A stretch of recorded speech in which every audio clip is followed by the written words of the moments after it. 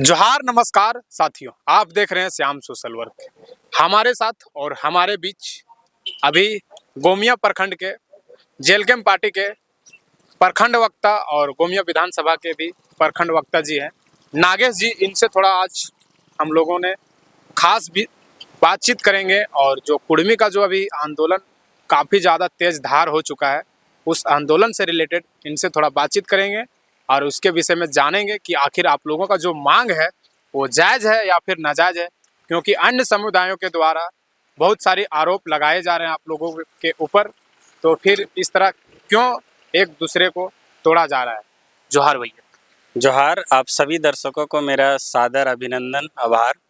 और मैं बता दूं कि अभी फ़िलहाल मैं गोमिया विधानसभा का प्रवक्ता हूं और मैं अभी देख रहे हैं कि झारखंड में एक अहम मुद्दा है जो काफ़ी चुनौतीपूर्ण ला दिया हमारे समाज में।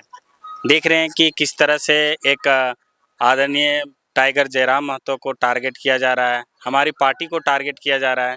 किस तरह से ये एक बोल सकते हैं कि किस तरह से प्रयोग करके हमारे पार्टी और हमारे जो सुप्रीमो है उनको बदनाम किया जा रहा है। तो हम चाहते हैं कि कोई भी समाज है, समाज आप जान सकते हैं कि एक पीढ़ी में नहीं बनती है। समाज को बनने में कई पीढ़ियों का योगदान होता है और कई पीढ़ियों उसको योगदान बनाने में समाज होता है। तो उसी तरह हमारी कुर्मी है, तो कुर्मी जो हम लोग जो कुर्मी के लिए जो जिस तरह से रीति रिवाज कल्चरल के लिए हम लोग लड़ाई कर रहे हैं, ऐसा नहीं कि हम लोग यहाँ पे कोई प्रयोग करने के लिए आ रहे हैं, ऐसा नहीं है। हम लोग जो हक अधिकार है उस हक अधिकार को मांगने के लिए आए हैं और सबको हम चाहते हैं कि समाज में सभी मिलजुल कर रहे और उस समाज का सबको ही हिस्सा है और सबको ही अपना अपना जो हक अधिकार है, आप उस हक अधिकार को लड़िए और हक अधिकार को मांगिए, तभी तो आप विकास करेंगे, तभी तो। नागेश जी, आप अभी किसी जातु समुदाय पे आप आरोप लगा रहे हैं कि हमारे जेलकेम पार्टी के जो वरीय नेता बोलिए या फिर अध्यक्ष बोलिए जयराम महतो, उस पर काफ़ी ज़्यादा लोग टीका टिप्पणी भी कर रहे हैं और आरोप भी लगा रहे हैं। क्यों नहीं आरोप लगाएंगे? आप लोग किसी दूसरे समुदाय का हक मारने के लिए जा रहे हैं तो आरोप तो लगेगा ही ना। नहीं भैया, हम लोग किसी भी समुदाय, किसी भी जाति पर हम लोग कोई हक अधिकार नहीं मारेंगे। सिंपल सी बात है कि आप सोच सकिए कि उन लोग 24% है, ठीक है, और हम लोग 26% है। तो जाहिर सी बात है, आपके पास 24 रोटी रहेगा तो 26 रोटी अब हमको तो खिलाइएगा नहीं। तो हम जब आएंगे, हम एसटी इंक्लूड लेंगे तो जाहिर सी बात है हम अपना लेकर भी आएंगे। हम अपनी रोटी, अपनी सभ्यता, अपनी संस्कृति, अपने रीति रिवाज लेकर आएंगे। उसके लिए हम लोग हक अधिकार के लिए मांग रहे हैं। एक शेड्यूल हम लोग होना चाह रहे हैं ताकि हमारी समाज, हमारे इतने वर्षों के बाद हमारा जो समाज पीछे है उस समाज को कैसे हम आगे लाएं। संथाली भाइयों का कहना है कि देश आज़ाद हुए आज 70-78 साल हो गया, इतने दिन से क्या कुर्मी समाज सोया था क्या? आप देख सकते हैं, सोए नहीं है।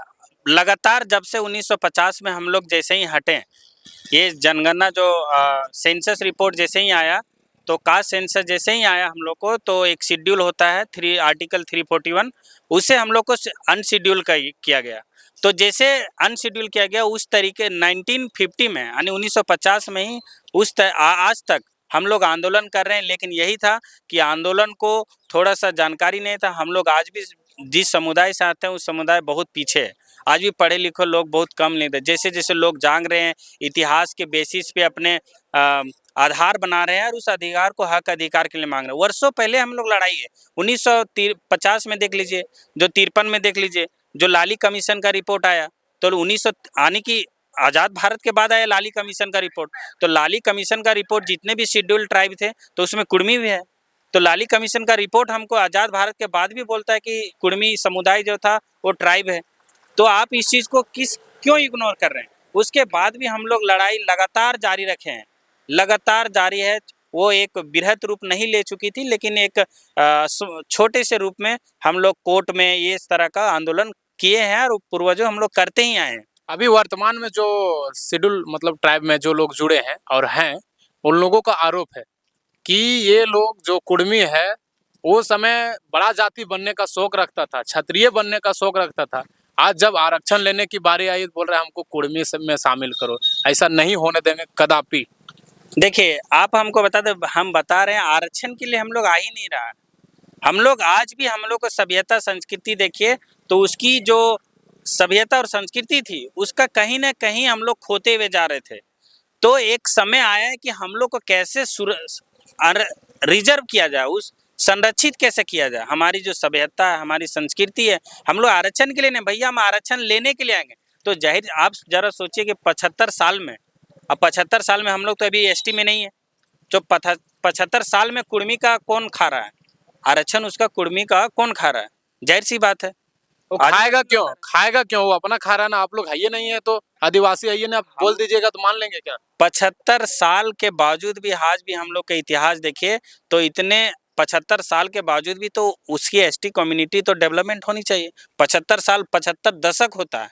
सोचिए इतनी दशक के बावजूद भी, यानी सोचिए कि हमारा हक अधिकार कहाँ जा रहा है। हम एक ही चीज के लिए नहीं मांग कर रहे हैं। आप देख लीजिए यहाँ की डोमिसाइल नीति की बात कीजिए तो डोमिसाइल नीति कौन मांग रहा है? कुर्मी आ गए। यहाँ स्थानीय नीति की बात कौन करता है? कुर्मी बात करता है। कुर्मी जनजाति को ट्राइब की बात करता है, कुर्मी करता है। चाहे किसी भी एसटी, जितने भी हमारे आदिवासी भाई लोग हैं उन लोग को देखिए तो आज भी उनकी हक अधिकार के लिए हम लोग आगे आते हैं।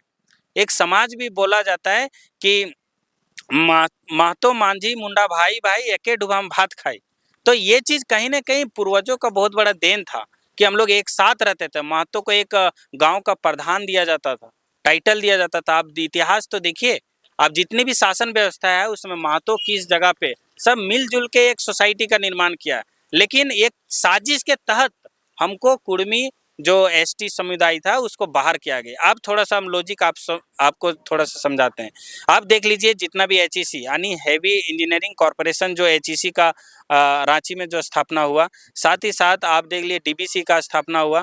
जितने भी ये पंचवर्षीय योजना के जितने भी प्रोजेक्ट हैं, चाहे बोकारो प्रोजेक्ट लीजिए, धनबाद ले लीजिए, जितने भी कोलवेरी एरिया हैं, यानी दामोदर नदी का प्रवाह जिस जगह पे होती है उस जगह पे कुर्मी कम्युनिटी लोग नदी के किनारे बसे हुए और उस एरिया में, उस स्थान में बहुत सारे खनिज संपदा पाए जाते हैं।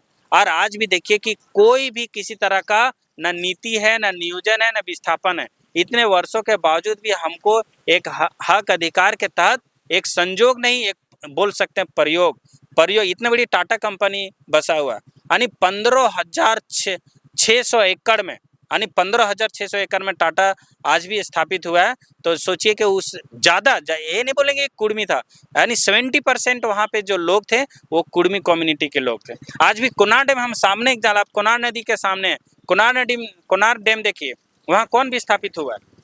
आज वहाँ भी हक अधिकार के लिए कौन लड़ाई लड़ रहा है? उसको क्या मिला?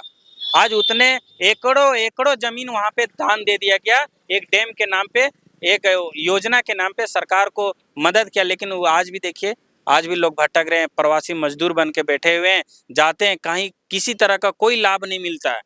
सोचिए, ना बिजली फ्री है, ना पानी फ्री है, ना कुछ भी फ्री नहीं है। तो ऐसे सरकार से मांग करते हैं कि हम जिसको प्रयोग के तहत हमको हटाया गया वापस हमको शामिल किया जाए और हमारा जो हक अधिकार है, हमारी जो सभ्यता संस्कृति है उसको बचाया जाए। अगर कुर्मी जनजाति शेड्यूल मतलब ट्राइब में अगर घुस जाएंगे, उन लोग को दर्जा भी मिल जाएगा, तो इससे क्या लाभ होने वाला है? झारखंड में जितने भी जनमानस है, जो संथाल भाई है या बिल्होर है या मुरारी है या बहुत सारे अन्य कास्ट है जो भी एसटी एससी में है, तो उन लोगों को क्या लाभ होने वाला है? उन लोग कहीं ना कहीं डर गए, उन लोगों को लग रहा है कि हमारा हक अधिकार को कुर्मी भाई लोग छीन लेंगे। तो उन लोगों को क्या समझाना चाहिएगा और क्या संदेश देना चाहिए? देखिए, हम चाहते हैं कि समाज का हिस्सा आप भी हैं, समाज का हिस्सा हम भी हैं।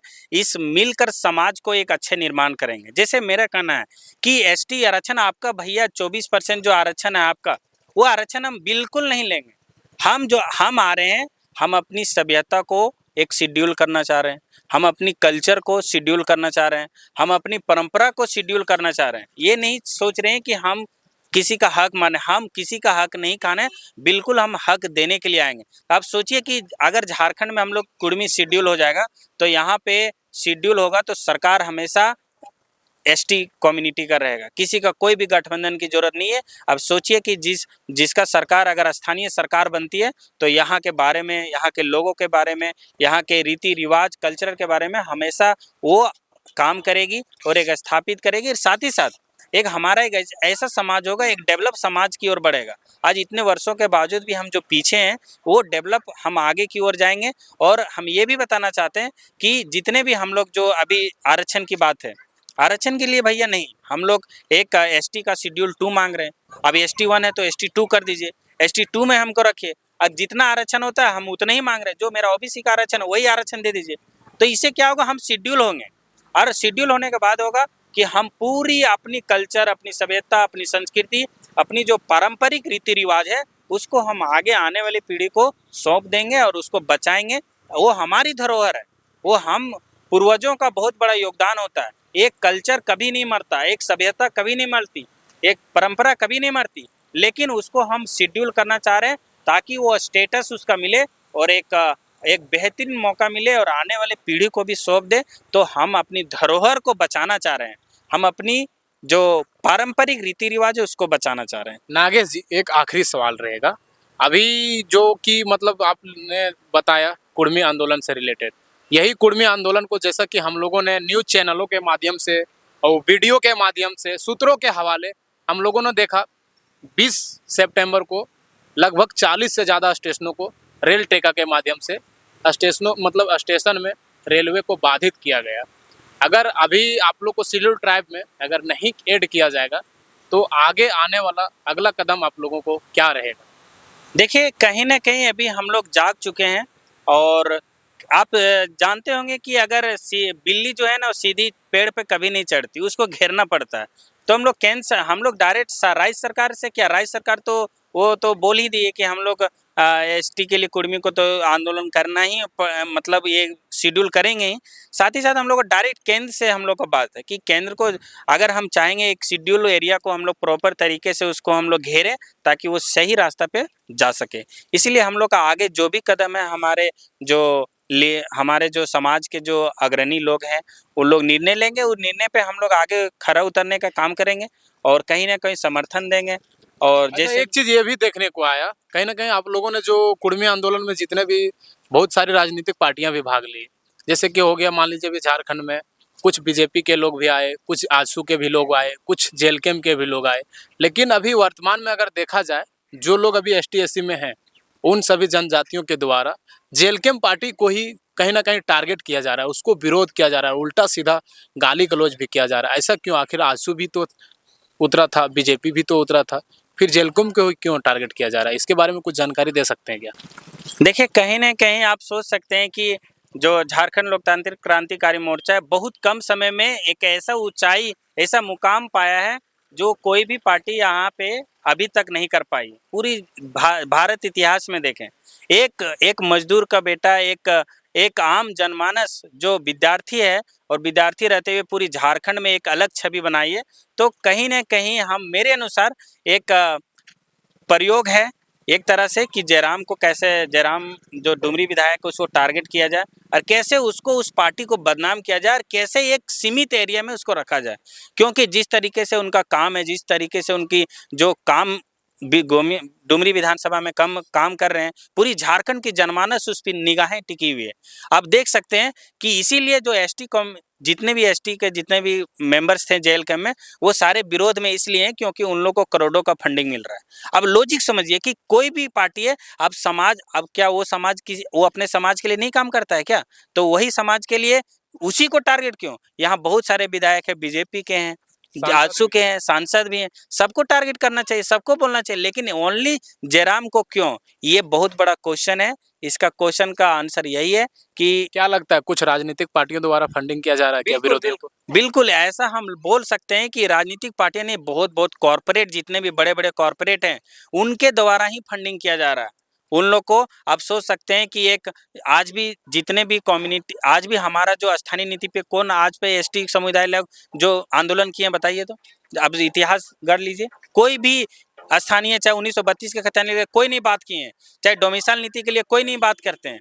अभी इतना ज्यादा करप्शन झारखंड में हो रहा है, कोई आंदोलन करते नहीं। आंदोलन क्या करना है? टारगेट करना है जयराम को। और एक बार और बता दो कि जयराम का पार्टी में जितने भी मेंबर्स हैं, अनाप शनाप जो बोलते हैं, अब वो फेमस होना चाहते हैं। तो जाहिर सी बात है कि आप सोचिए कि एक साजिश नहीं, एक तरह से वो प्रयोग कर रहे हैं। अब कैसे प्रयोग कर रहे हैं? जितने भी ये केरकट्टा लोग हैं या फिर ये निशा भगत लोग हैं, उन लोग का इंटरव्यू देख रहे थे, तिरकी करके भी कोई आदमी होगी। हाँ, सोचिए कि उन लोग एक रील बना रहे थे, रील कभी बनाते थे, कभी इंस्टाग्राम में डांस करते थे, नृत्य करते थे, रील बनाते थे, नहीं फेमस हो पाए। अब फेमस होने के लिए क्या करें, कुर्मियों को विरोध करना है, अनाप शनाप बोलना है, कहीं ना कहीं बहुत बड़ा फेमस, और फेमस हो भी गई। तो ये कहीं ना कहीं एक तरह से प्रयोग है, और ये प्रयोग को हम लोग होने नहीं देंगे। हम लोग एक समाज का हिस्सा है, आप कितनों भी कर ले, कॉर्पोरेट से उन लोग को लाखों करोड़ों का फंडिंग मिल रहा है, और उस फंडिंग को उन लोग केवल एक ही टारगेट की, जयराम महतो को कैसे बदनाम किया जाए। यानी कि जयराम महतो की जो झारखंड में बढ़ती लोकप्रियता है, उस लोकप्रियता को दबाने के लिए उसको डिमोरलाइज किया जा रहा है।